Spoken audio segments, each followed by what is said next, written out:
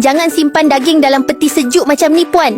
Daging akan jadi beku dan rosak, dan bila dicairkan nutrisi serta rasa daging tu hilang. Daging segar yang baru beli, potong siap-siap dan masukkan dalam beg aluminium folder ni, kemudian simpan dalam peti sejuk beku. Walau setahun pun, rasa tetap sama. Sebab beg ni guna bahan aluminium sama macam bahagian dalam kotak susu. Jadi tahan lebih lama. Zip kedap udara dia memang rapat, langsung tak bocor. Sayur atau buah yang tak habis pun boleh simpan dalam ni untuk kekalkan kelembapan bila nak makan masih segar macam baru beli. Sesuai untuk simpanan sejuk atau beku. Tulis je nama dan tarikh atas beg, senang nak cari balik. Kalau kotor, cuci je, boleh guna semula. Yang paling best, harga pun sangat berbaloi. Daging lembu dan udang perlu disimpan berasingan, jika tidak rasa akan tercemar. Saya kini menggunakan beg penyejuk aluminium ini. Bahan di dalamnya adalah sama seperti dalam kotak susu, tidak tembus cahaya dan mempunyai zip 2 lapis yang sangat berkesan, menghalang udara serta mengelakkan pencemaran rasa. Pelbagai jenis ayam, itik, buah-buahan dan sayur-sayuran yang saya beli, saya simpan dalam beg ini dengan cara mengasingkannya dan menulis tarikh di atas beg. Bila saya ambil bahan makanan berikutnya, saya tahu dengan jelas itu adalah bahan yang disimpan pada tarikh berapa.